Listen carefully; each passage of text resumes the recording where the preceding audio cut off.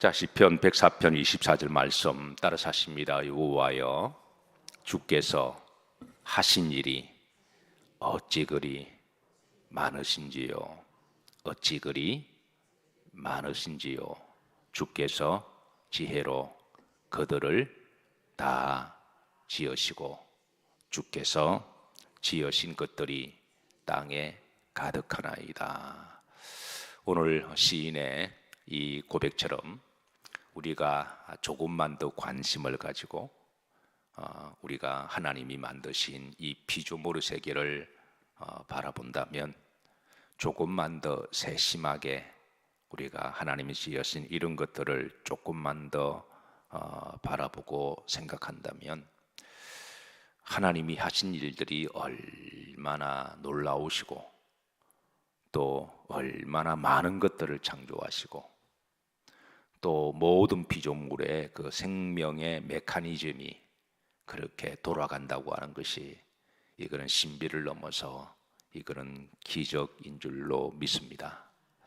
시인은 이런 하나님의 그 창조의 놀라운 능력과 그 창조하신 모든 것들이 스스로 돌아가도록 생명의 메커니즘을 만드신 것을 그렇게 바라보고, 그래서 우리가 이런 부분을 자연주의적 영성이라고 이야기하죠. 우리가 영성이라고 하는 것은 그냥 십자가만 바라보고 설교를 들었고 기도를 하면서 사람이 살아계시구나, 그것도 영성이지만, 하나님이 모든 것들을 다 지으신 하늘에 나는 새를, 그리고 아브라함을 통하여 너는 밤하늘의 별을 보라, 너의 자식을 이와 같이 많게 하시겠다, 그러면서 별을 볼 때마다 하나님이 나에게 복을 주시겠다, 이런 개인적인 그런 언약을 넘어서 하늘을 볼 때마다 저 별을 만드시고 그 별을 창조하시고 그 메커니즘을 하신 그 하나님을 바라보고 생각하는 것도, 그것도 영성이죠. 그래서 이런 모든 피조물 그 지으신 것들이 따라서 하심의 지혜로, 그러니까 주께서 지혜로 그들을 다 지으셨다. 그러니까 모든 생명체 안에 하나님의 놀라운 지혜가 있습니다. 들의 백합화를 보라. 솔로몬의 영광도 이 백합화 하나 안에 그 놀라운 하나님의 신비와 그 아름다움이 솔로몬이 한평생 살았던, 지가 누렸던 어떤 부귀영화보다 훨씬 더 신비하고 놀랍다고 하는 것이죠. 그래서 우리가 조금만 더 관심 있고 세심하게, 이제 꽃피는 봄의 계절이 다가오고 따뜻한 햇살이 이제 우리 온몸을 감싸는 그런 계절을 우리가 또 바뀔 때마다, 사람들은 들과 산을 다니면서 하다못해 철쭉꽃 하나 피는 것도 야 기쁘다 그러고, 그리고 개나리꽃 보러 가자 그러면서 산과 들로 다니는 것도 좋은 일이지만, 우리 그리스도인들은 이 모든 것을 창조하시고 그렇게 또 이렇게 해마다 돋아나게 하신 것들을, 모든 것들을 하신 분은 누구신가요? 하나님이시죠. 그래서 우리가 아름다움을 넘어서 잠깐 눈을 뜨고 기도하든 감고 기도하든 하나님이 지으신 이 모든 세계가 얼마나 아름답고 놀라운지, 그리고 우리는 그 혜택을 누리고 살아가고 있습니다. 세상에 꽃들이 없으면 얼마나 상박할까요? 꽃이 있음으로 말미암아, 그래서 몇십만을 투자하고 꽃을 사서 정원을 심어도 아깝지 않는 그런 모든 아름다움과 생명에 대한 이 신비가, 하나님이 지으신 것들이 어쩌기를 놀랍고 아름다운지. 그래서 시인은 일찍이 지금부터 몇천 년 전에, 2500년 전에 이 놀라운 하나님의 창조를 어떻게 알았을까, 참 그것도 궁금하기는 해요. 그래서 결론적으로 하나님이 영감을 주시지 않으시면 결코 알 수 없는 이 놀라운 우주의 그런 주님의 전능하심을 시인은 가슴 깊은 곳에서 여호와를 송축하고 있습니다. 그 여호와의 전능하심과 피조물의 놀라운 그 생명에 대하여 송축하심이 오늘 여러분들과 저 가운데 늘 함께 있으시기를 주의 이름으로 축복합니다.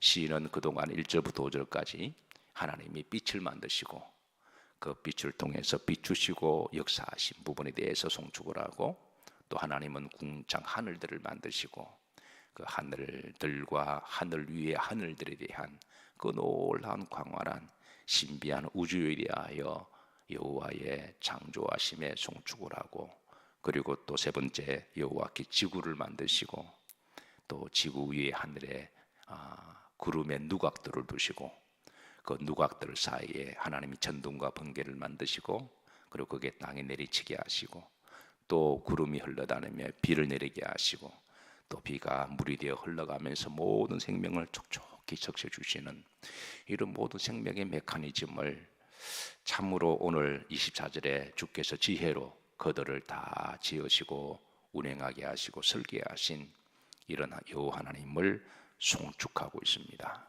자, 오늘은 이어서 이제 6절로 또 다시 한번 시인이 하나님의 창조와 그 피조물에 대하여 하나님께 송축하는 그런 내용인데요. 자, 다 같이 한번 합독하십니다. 옷으로 덮음 같이 주께서 땅을 깊은 바다로 덮으심에 물이 산들 위로 솟아올랐으나 그랬습니다. 우리가 어떤 거대한 어떤 거시적인 담론을 이야기할 때 인간의 언어와 표현의 한계가 있어서, 그래서 성경이 잘 쓰는 게 이제 그게 방법이 비유법이죠.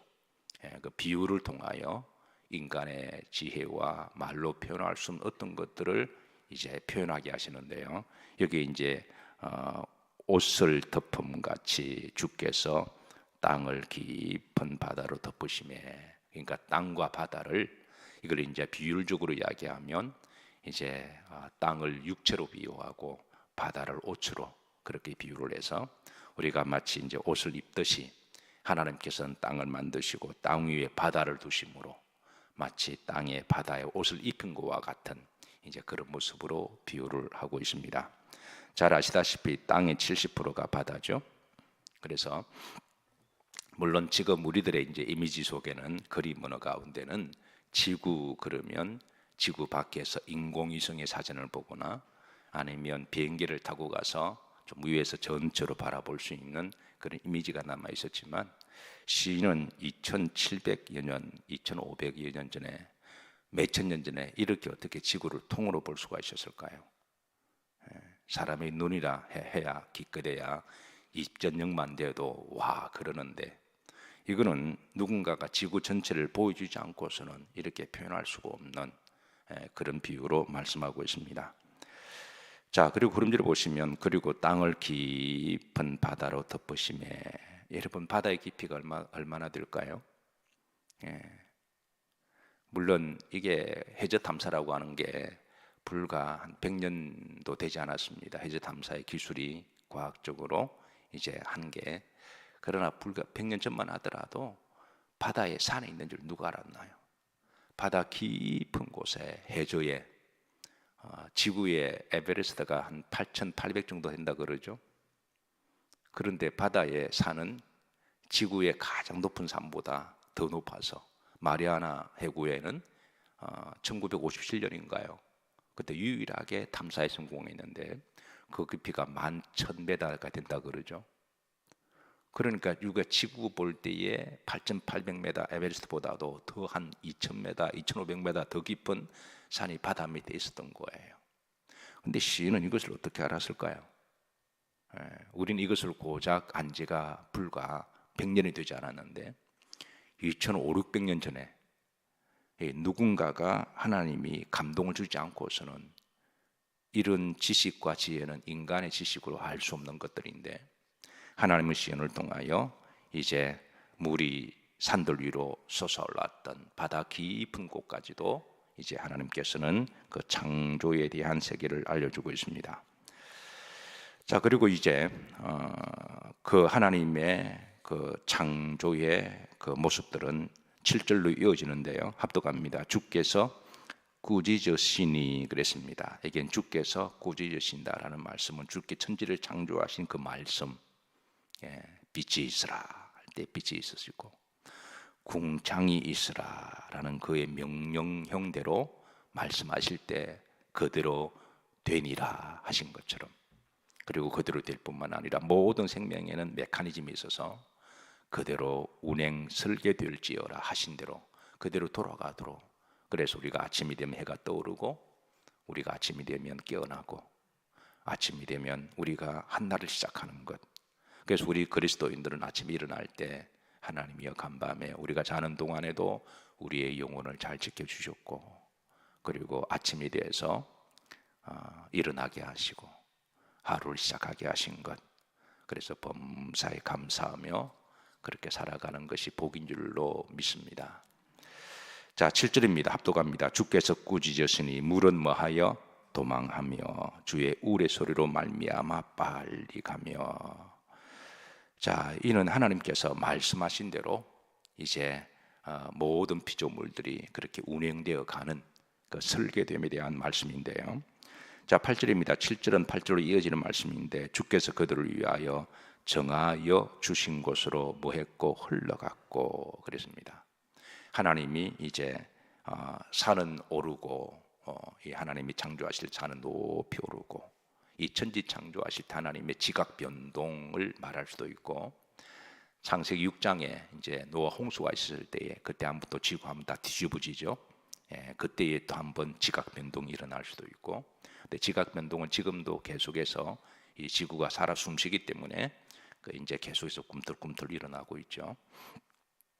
어쨌든 그 8절을 보시면, 자, 정하여 주신 곳으로 흘러갔고 산들이 높은 곳에 쭉 올라서고, 그러면 그 산들 사이에 이제 골짜기는 또 내려가고, 산은 올라가고 올라간 곳과 내려간 곳과, 그러고 나서 이제 그 물은 산 위에서 이렇게 쭉 내려가서 바다로 모이는 이 모든 생명의 순환 기적, 이런 모든 것들을 하나님이 창조했음을 시인은 하나님께 감사하고 송축을 하고 있습니다.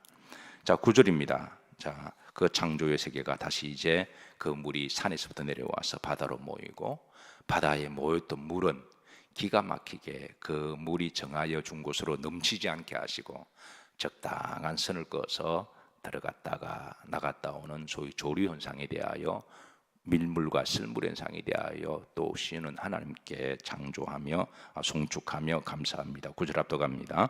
주께서 물의 경계를 정하여 넘치지 못하게 하시며 다시 돌아와 땅을 덮지 못하게 하셨나이다. 우리는 지금은 이런 이제 현상을 잘 알고 있습니다. 소위 조류 타이드라고 하는 현상이죠. 그래서 물이 이제 밤이 되면 이렇게 쭉 밀려왔다가 또 낮이 되면 쭉 또 들어갔다가, 이 기가 막히게 그 경계가 있습니다. 물의 경계, 바다의 경계. 만약에 이 바다의 경계가 그렇게 정확하게 지켜지지 아니하고 그게 밀려왔는데 해안가 도심지까지, 우리가 사는 안방까지 뭐 땅의 70%가 물이니까, 땅보다 물이 더 많으니까 그렇게 확 덮쳐버렸다면 우리는 밤마다 잠수를 해야 됩니다. 잠수했다가 호흡 긴 사람은 살아남고 호흡기 약한 사람은 견디지 못하고, 어쨌든 그렇게 물이 쫙 덮어버리고 또 낮에 물이 또 싹 빠져버리는. 그런데 이렇게 이게 경계가 정해져, 이 보더라인이 정해져 있지 않으면 우리가 사람의 생명체가 살 수가 없죠. 근데 이거를 정확하게 그걸 이렇게 피조물의 세계를 만드신 분이 누구신가요? 그 하나님이시죠.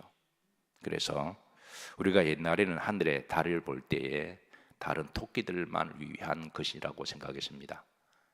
그런데 그 달이 없으면 그 바다의 물에 그 인력, 원심력에 밀물과 쓴물을 그렇게 정확하게 유기적으로 연관하게 하신 분은 하나님이신 거죠. 그 옛날에는 뭐 달이 있어도 그만 없어도 그만 그랬는데, 모든 것이 하나님의 생명의 메커니즘으로 모든 것으로 톱니바퀴처럼 맞추게 하시고, 이 가운데 수만 개, 수십만 개 이 생명의 메커니즘 가운데 톱니바퀴가 하나만 어그러져도 우리는 살 수 없는 게 바로 우리 생명체 지구죠.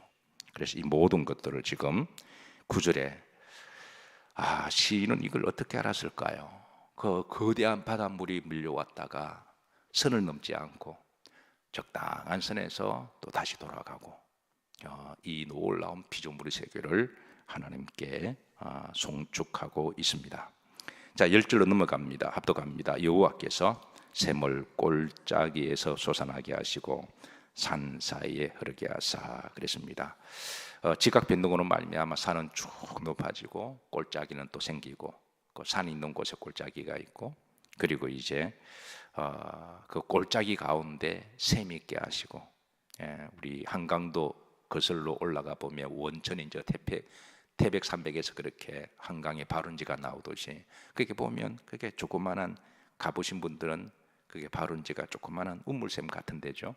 근데 그래서 물이 퐁퐁퐁퐁 나와서 흘러서 주변의 계곡의 산들에 물이 모여서 그게 한강을 이루고, 한강은 또 이제 바다를 이루고, 그리고 모든 생명의 물들이 그 물질을 내려오면서 그 주변에 나무도 살리고 땅도 살리고, 또 대지로 내려오면, 임야로 내려오면 또 곡식도 자라게 하시고, 그리고 짐승도 그 물을 먹고 새들도 물을 먹고 사람도 그 물을 마시고, 참으로 우리가 조금만 더 관심을 가지고 세심하게 보면 참 놀랍고 신비롭다.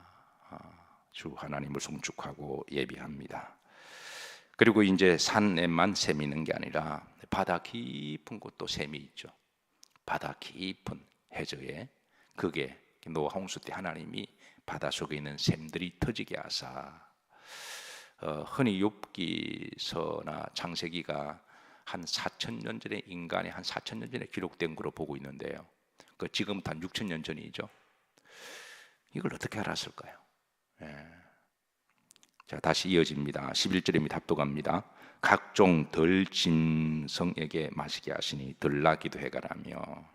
자, 그 산에서 내려오는 그 물이 쭉 내려오면서 주변의 나무도 적시게 하시고 자라게 하지만 들짐승들도 그 냇가에 와서 물 먹고 해갈하게 하고 그렇게 살아갈 수 있도록 한 것.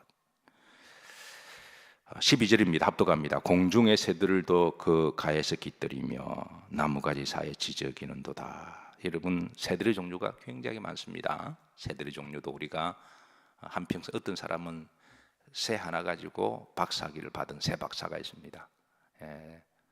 그렇다고 그 사람이 새들을 다 아냐? 그렇지 않죠. 독수리 하나만 연구해도 한평생 터키에서 독수리 하나 가지고만 박사학위를 받은 사람도 있고, 어떤 사람 참새 하나 가지고도.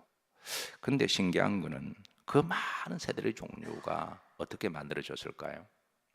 그리고 새들은 태어날 때부터 하늘을 나는 법을 어떻게 알았을까요? 이게 하늘을 난다고 배워서 되는 게 아니잖아요. 우리가 하늘 나는 막 이렇게 해도 그거는 하나님이 그렇게 만드신 거죠. 새들이 하늘을 마음껏 날아다니고, 그리고 새들도 그 가에 깃들이며 나뭇가지 사이에서 지저귀는도다. 하늘을 날다가 나뭇가지에 앉아서 거기에 집을 짓고 거기에 사는 거는 또 누가 가르쳐 줬나요? 부모가 어린 세계에 이건 가르쳐 준다고 될 일이 아닙니다. 그거는 태어날 때부터 본능적인 생명에 대한 어떤 그런 능력이 있어야만 그게 가능한 것이죠. 그래서 우리가 새들도 날아다니는 걸 보면 하늘의 새를 보라, 주께서 말씀하시기를 머리털 하나도 상하지 않게 하시는 하나님이시니 참새를 보호하듯이 하물며 너희일까 보냐. 우리가 하늘의 새를 볼 때 새들이 날아간다, 그것만 보고 우리가 감탄할 게 아니라, 우리가 오늘 예수님의 말씀처럼 새들을 통하여 우리가 하나님을 더 깊이 생각한다면 그것도 영성인 거죠. 그래서 공중의 새들도 날아다니다가 나뭇가지에 깃들이고 나무 사이에 집을 짓고 그렇게 살도록 본능적으로 창조하신 분이 누구시다고요? 하나님이십니다. 그리고 13절입니다. 합독합니다. 그가 그의 누각에서부터 산에 물을 부어주시니, 누각은 구름이라 그랬습니다. 우리가 지난번에 말씀에 하늘에서 또 이제 구름이 온 대지를 촉촉하게 물을 주실 때, 여러분, 하늘에서 앞으로 비가 올 때마다 하나님께 우리는 감사해야 돼요. 어떤 사람 비가 오면 날씨가 구질구질하다. 여러분, 사막에 사는 사람들은 비가 오면 춤을 춥니다. 유대 지역은 원래 광야 지역이어서 1년에 2번 큰 비가 오죠. 이른 비와 늦은 비. 그 외에는 비가 오지 않으니까 일상의 삶에 비가 온다고 하는 게 얼마나 복인지 몰라요. 우리나라는 지형적으로 참 복을 받아서 땅에 석유는 나오지 않지만 하늘에서 석유보다 귀한 물은 떨어지잖아요, 공짜로. 때를 맞추어서 너무 비가 적당하게 내리니까 우리는 비의 고마움을 모르는데요, 익숙하면 감사한 줄 모르고 나중에 또 풍박이 넘치면 귀한 줄 모르죠.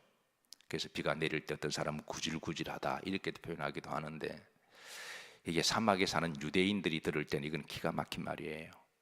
1년에 2번 비가 오고 1년에 2번 이런 비 늦은 비 올 때 저들은 나가 춤을 춰요. 그리고 그 비를 하나님의 은총이라고 빈들의 마른 불같이 시들은 나의 영혼. 이거는 그런 광야에 산 사람의 실존이 아니고서는 이런 고백들이 나올 수가 없는 거죠. 그래서 우리 그리스도인들은 하늘에 비가 올 때마다 우리는 감사해야 되죠. 예.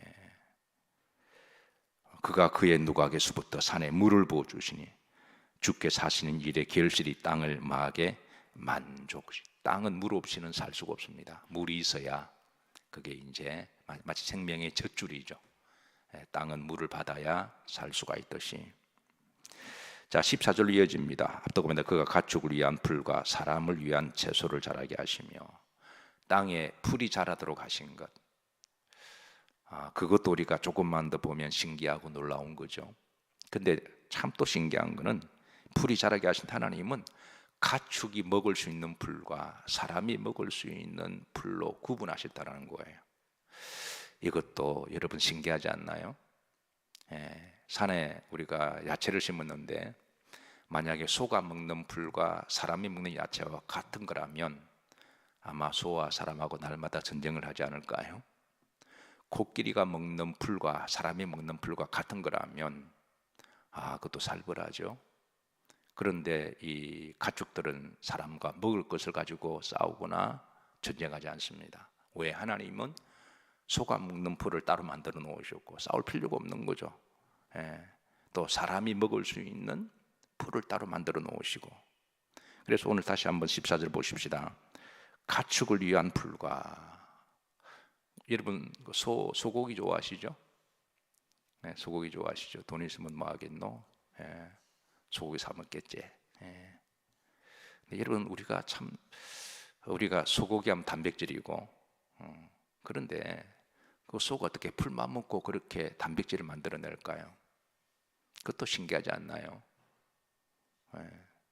소가 풀만 먹는데 몸에 근육과 같은 단백질을 만들어내고, 풀만 먹는데 우유를 내고, 그리고 또 붉은 피가 나오고, 이 참 생명의 메커니즘이 너무너무 신기합니다. 하나님이 여호와여 주께 사신 일이 어찌 그리 많으신지요. 주께서 지으신 것들을 그 지혜로 다 만드셨으니 주께서 그 지으신 것들이 땅에 가득하나이다. 사실 이 부분은 우리가 좀 그 부분마다 강조의 소리가 하나님께 기도하고 고백해야 될 그런 말씀인데요. 어떻게 가축을 위한 풀, 사람을 위한 채소도 여러분 종류가 얼마나 많으나요? 저는 이제 과일이나 채소, 여러분 과일 채소 다 좋아하시죠? 어떻게 사람이 딱 먹기 좋게 만드셨을까? 크기나 모양이나 보면 어떤 거는 딱 한 입에 딱 들어가도록 만드시고, 어떤 경우는 사람이 한 손에 딱 쥐게 만들어서 이렇게 사사사사 먹게 만드시고. 이거는 하나님이 맞춤형 음식이 아니고서는 이거는 가능할 수 없습니다. 사람을 위한 채소를 만드시고 또 가축을 위한 채소를 만드시고. 앞으로 여러분 과일 하나 드실 때마다 하나님께 감사해야 됩니다. 어떻게 이런 맛을 내실까? 어떻게 또 이런 과채는 또 이렇게 만드실까? 그래서 오늘 시인은 하나님을 송축합니다. 가축을 위한 풀을 만드시고 사람을 위한 채소를 자라게 하시며 땅에서 먹을 것이 나게 하셔서. 여러분 잡초와 약초의 구분을 아시나요? 알면 약초고 모르면 잡초라 그러죠. 산에 가서 사람 참 몸에 좋은 약초들이 많이 있는데 우리 같은 사람은 그걸 모르니까 그게 잡초처럼 여기고 밟고 막 지나가지만, 아는 분들은 이거 뿌리에는 이거는 어디에 좋더라, 이 잎사귀는 어디에 좋더라, 이거 팔면 돈 된다 아시고 이제 그걸 갖다 다 캐나가시죠. 땅에서 먹을 것을 나게 하시고 이 모든 것을 만드신 분은 누구시다? 하나님이시다. 그래서 우리는 음식을 먹을 때마다 반드시 감사 기도를 해야 됩니다. 모든 것 하나 다 귀하게 여기고 하나님이 만드셨다. 농부의 땀도 우리가 귀하게 여겨야 되지만, 그리고 이것을 사서 이제 차려주는 부모님의 그 고마움도 가지고 있어야 되지만, 이 모든 것들은 다 하나님이 주신 거니까, 그래서 이것을 우리가 감사함으로 먹고, 그리고 건강하고 감사한 마음으로 오늘도 주 하나님 지으신 모든 피조물을 바라볼 때마다 하나님이 지으신 것이 어찌 그리 많으시고 아름다운지, 어찌 그리 지혜가 놀라우신지, 하나님이 지으신 모든 것이 땅에 가득하게 하신 것들을 우리에게 누리게 하심을 감사드리고, 한평생 하나님의 은혜 가운데 범사에 감사하시며 복되게 살아가시기를 주의 이름으로 축복합니다. 자, 오늘